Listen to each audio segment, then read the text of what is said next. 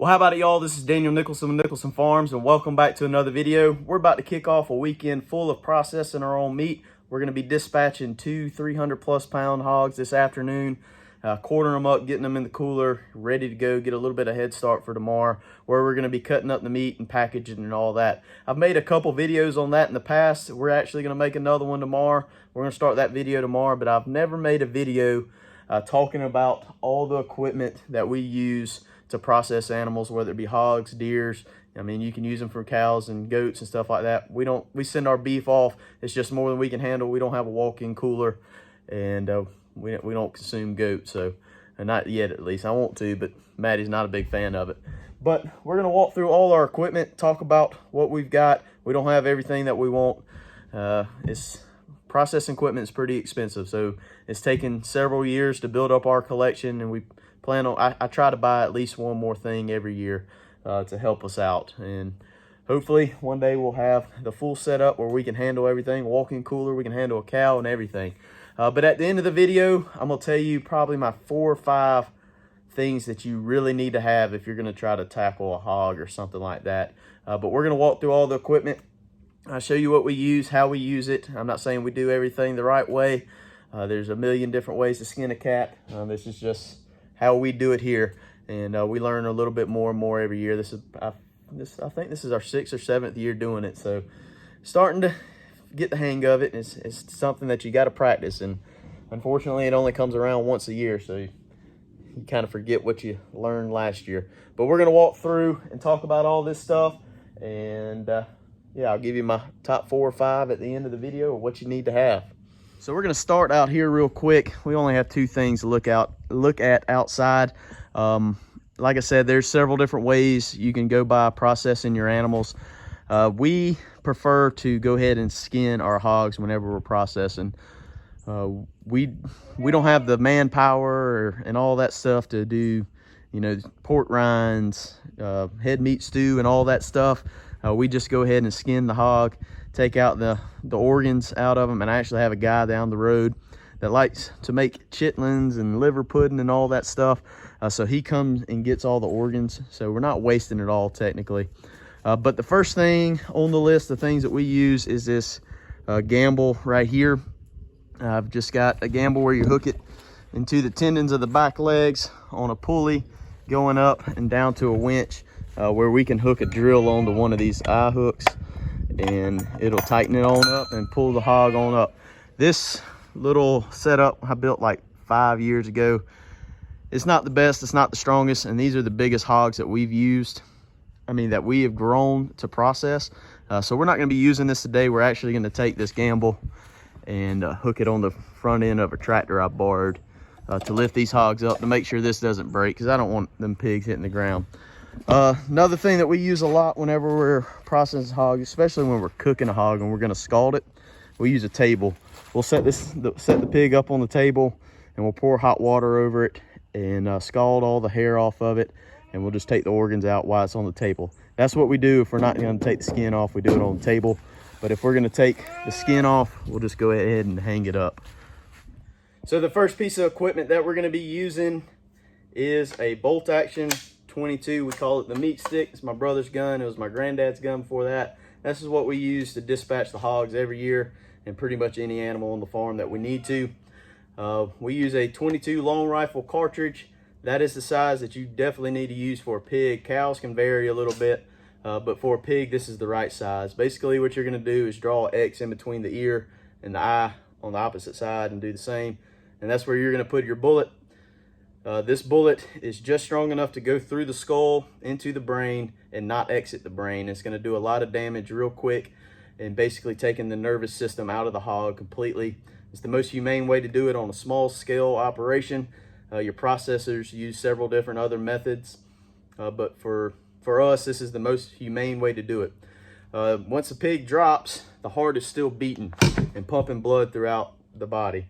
And so the next step, what we're going to do is take a fillet knife, and we're going to go in and cut the jugular and basically bleed out the animal.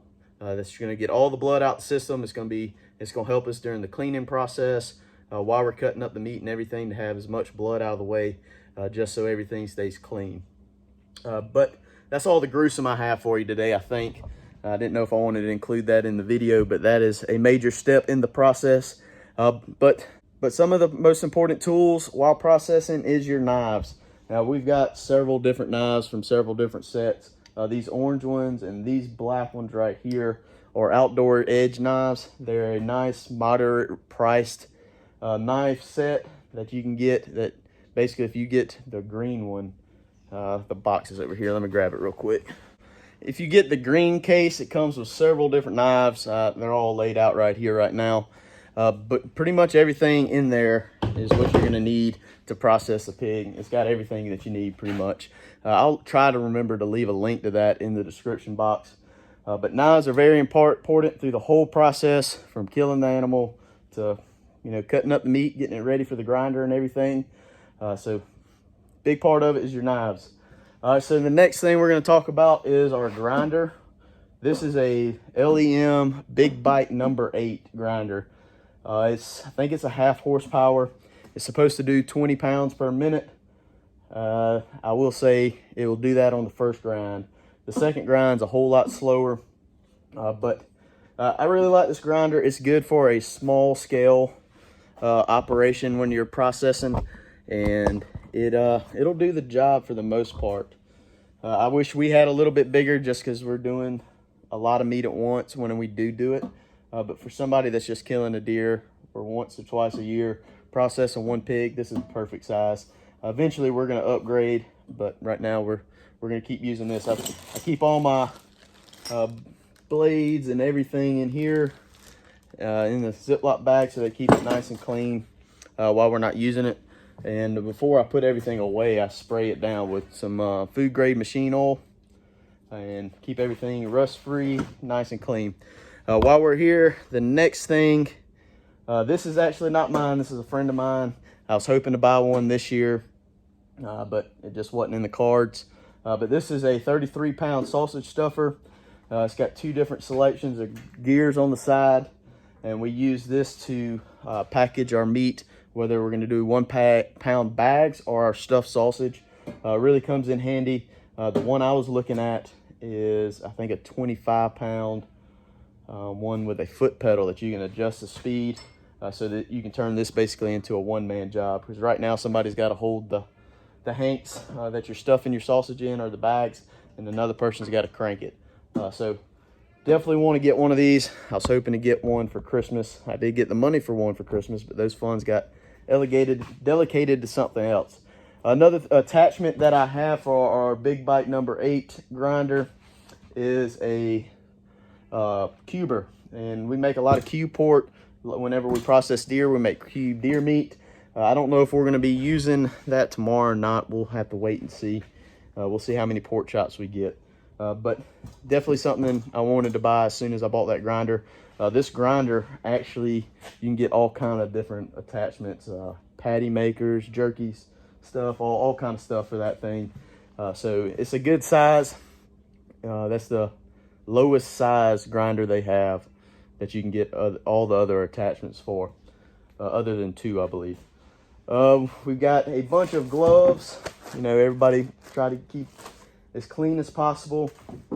This is something that we purchased last year.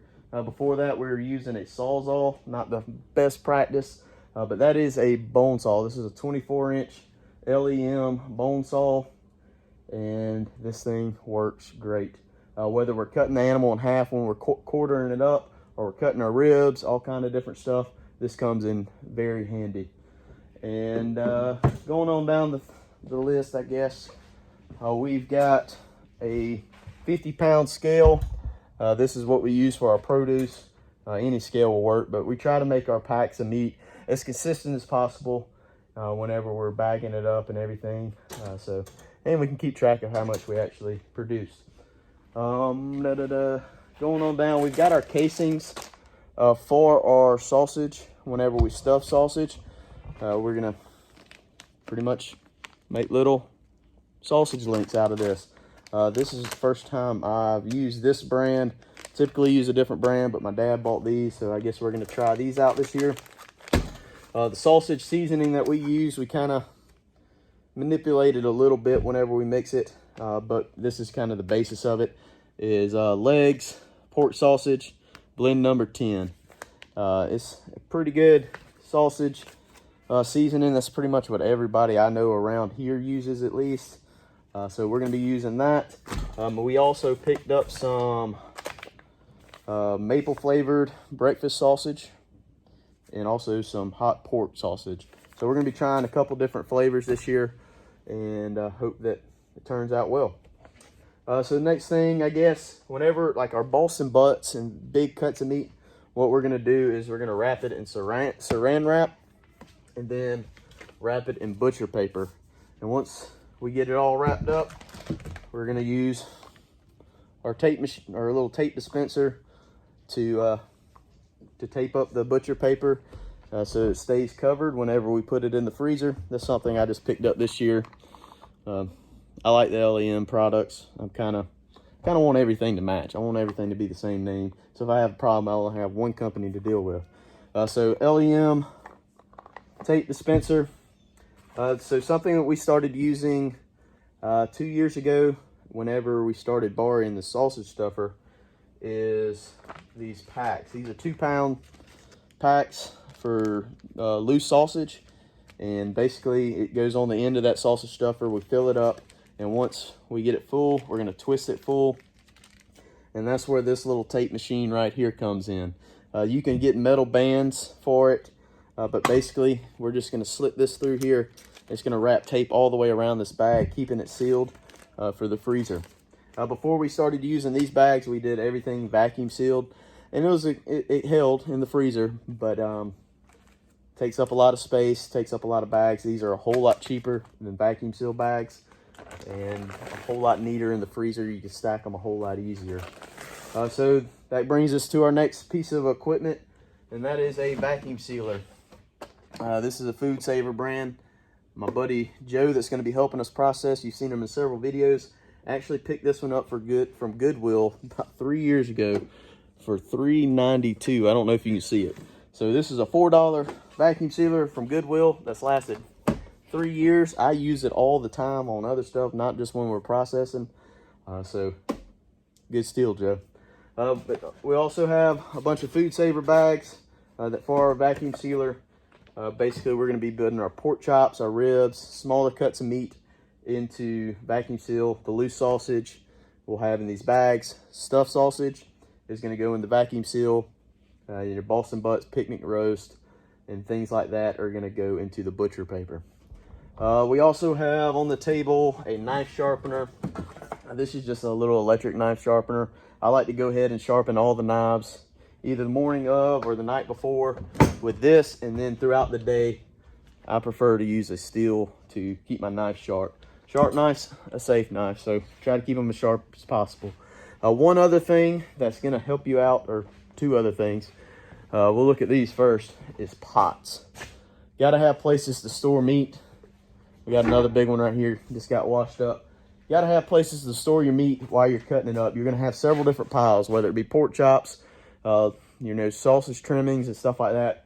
We got to have places to put it until it can get packaged or until we can further process it. So pots are a big thing, and we got all those there. The next thing that's going to make your lives a whole lot easier, instead of using cutting boards, we use these plastic tables. They wash up really well, just like a cutting board, kind of the same material.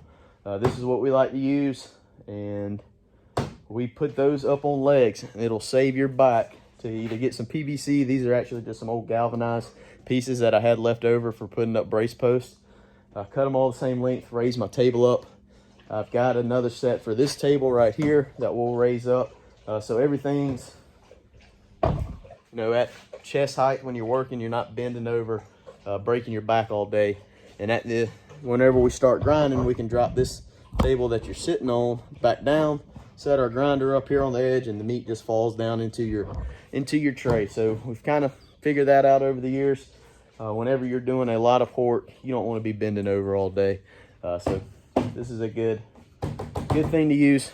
Just pick these things, are not that expensive. You can pick them up all over the place. If you don't want to use the same one that you cut on every year to take to a picnic or whatever, just have one dedicated for that, and it'll work out in your benefit. We do keep everything in these totes that's stacked up over here. I try to keep all the original boxes, but all these totes right there is where I try to keep all the stuff, keep it in one location, so whenever we go to look for it, when it's time to process it, it's all there. I think that's about it. I just wanted, I got one other thing that we purchased this year. For years now, we've been trying to pick up a pig by hand, and grabbing raw meat that's heavy has always been difficult. This year I purchased 4 of these little meat hooks. Basically I have a sharp little hook on the end. We can stick this through the meat, carry it a whole lot easier, because like I said, we're going to be putting the meat in a big cooler. All it is a stock tank. We got it washed out. We'll put ice in it and everything, so it'll be ready to go. When in the morning we're ready to start processing, take these meat hooks, pick it up, bring it here in the table, and start cutting up. So if I was just getting into processing and I was looking for the 4 things that I had to have to be able to start processing larger animals by myself, one thing, number 1, would be our gamble outside, hanging the animal up, being able to clean and gut the animal. You don't have to manhandle it quite as much. That's number 1. Number 2 would be our knife set. A good knife set will take you a long way. Having a gut hook, fillet knife, and a couple small knives to be able to cut and sort meat, you definitely need some good knives. Number 3 would be a grinder. That grinder saves a lot of time. Whenever we first started processing pigs, we pretty much grinded the whole pig before we knew how to do all the cuts and stuff. So a good grinder is going to save you a lot of time. Put some sausage or some ground pork into your freezer. Number 4, not just processing animals, but a nice tool to have, doing everything to kind of preserve your food and whatnot, is the food saver or vacuum sealer. It'll go a long way. If I had to put a 5th one in there, the sausage stuffer is really nice, but the 5th one is have a group of people that's willing to help you. We got a group of people that is amazing that come out and help us every year, the same couple people, and everybody's got their jobs, and it's nice. So if you're looking to process some animals, those 4 things are necessary, and get you a good group of friends to help you out. Send them home with some meat and make them happy. But I think that's everything that we use. If you have any questions about any of this equipment, where I get it from, just let me know. The majority of this stuff you can find off of Amazon. I like the LEM products. They seem to work really well. They've got really good reviews, and like I said, I like all my equipment to match, so I've been kind of buying all the same stuff over the years. They've got a lot of stuff that I want on that catalog, but it's a lot of money as well. But I really appreciate you hanging out with us. Hope you enjoyed our little tour of the butchering setup that we have. Join us in our next video, where we're going to be actually processing the animals. We're going to take you through the step-by-step process after the pig is cleaned and everything. I just don't prefer to show all that on my channel. There's a bunch of videos out there that shows that, but we're going to be showing you the whole cutting up process, and we're not experts at it, but we get better and better every year. I really appreciate you hanging out with us. If you haven't already, please hit the subscribe button, hit the like button, hit the notification bell, leave us a comment, and we'll see y'all on the next one.